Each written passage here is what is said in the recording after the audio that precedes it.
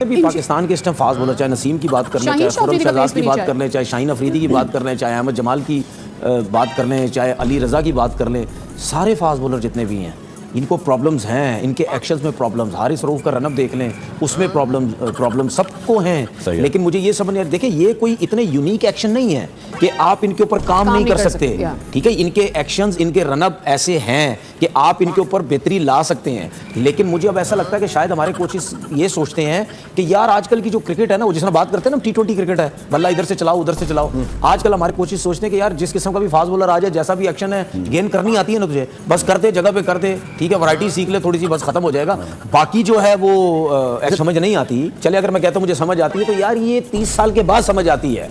30 साल एज हो गई है, 30 साल के बाद आपको बड़ी फिटनेस चाहिए, बड़ी ट्रेनिंग चाहिए, जिम वर्क चाहिए, जो कि हमारे यहाँ पे नहीं है। बच्चों वाले वेट उठा रहे होते हैं, बच्चों वाले वेट उठा रहे होते हैं यहाँ पे हमारे फास्ट बॉलर जो शाहीन जब T20 खेल रहे थे, हारिस रऊफ, नसीम शाह बांग्लादेश प्रीमियर लीग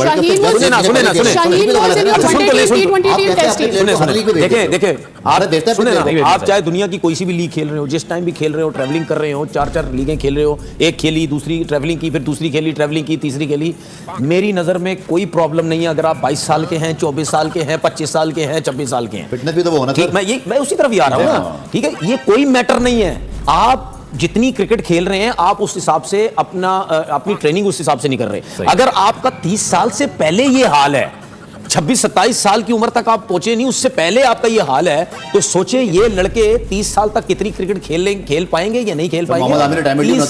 30 साल के बाद भाई आपको बहुत एफर्ट चाहिए होगी।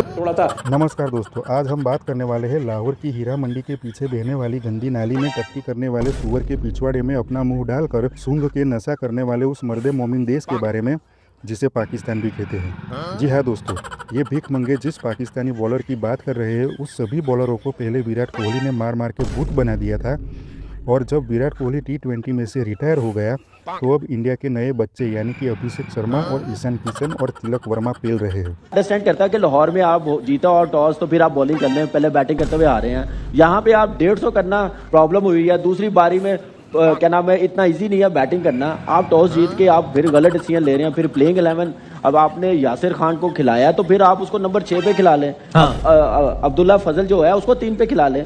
तो मुझे कोई समझ नहीं आ रही, ये पिंडीज की टीम, इतनी बड़ी team, batting, bowling, coaching staff, ये मैच जीत नहीं रही। ये कोई मुझे बता दे, समझ नहीं आ रही है क्या? समझ नहीं आ रही।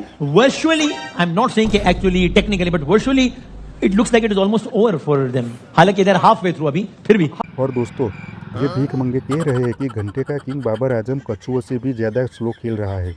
जब विराट आउट ऑफ फॉर्म में था, तब ये भीख मंगे घंटे के किंग बाबर आजम को एक बी ग्रेड टीम के सामने रन्स बनाता था। तब ये लोग विराट कोहली से भी ज़्यादा टैलेंटेड है ये बोलते थे।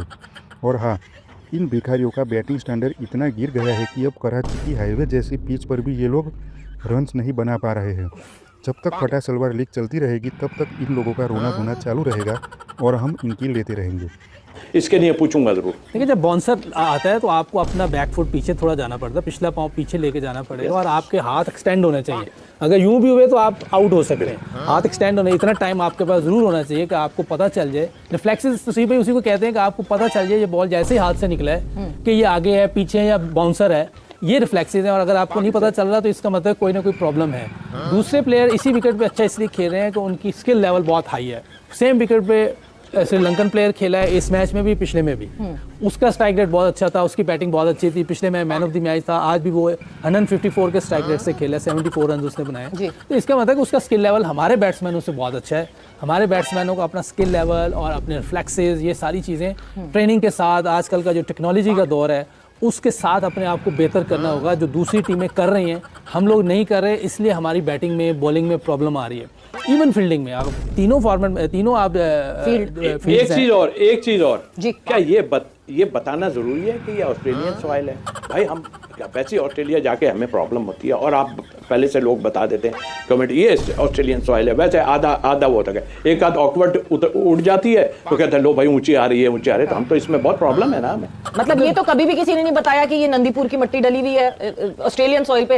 वो मेरे ख्याल से क्यूरेटर ने उनको बताया होगा कि ये जी वो जो ऑस्ट्रेलियन सॉइल मंगाई थी ये उसकी वाली पिच है, तो वो फिर उन्होंने कहा कि मैं आगे वो इन्फॉर्मेशन शेयर। ऑस्ट्रेलिया वाली पिच पे स्पिनर बॉलिंग करने लगा पहले, और एक फास्ट बॉलर को बिठा के स्पिनर को खिलाया भी है टीम ने। ये ऑस्ट्रेलियन होगी सिर्फ नाम की, हाँ नहीं वो कह बाकी रहे थे तो- सिडनी वाली, हाँ फिर समझ आती सिडनी है। वाली तो वैसे ही थोड़ा टर्न होता है, लेकिन मेरा मकसद अब तसीब भाई बाहर ऑस्ट्रेलिया में भी देखे तो अब डेड विकेटें हो गई हैं। वो आप जब बाकी तो आपको ये वीडियो पसंद आई हो और आप अपनी जज्बे वाली कौम हो तो कमेंट में लिख दो जज्बे वाली कौम।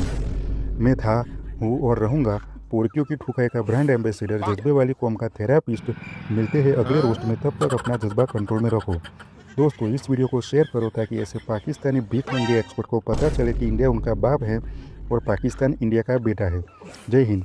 और मिलते हैं अगले वीडियो में, जहां हम फिर किसी भिखारी एक्सपर्ट की सच्चाई उजागर करेंगे।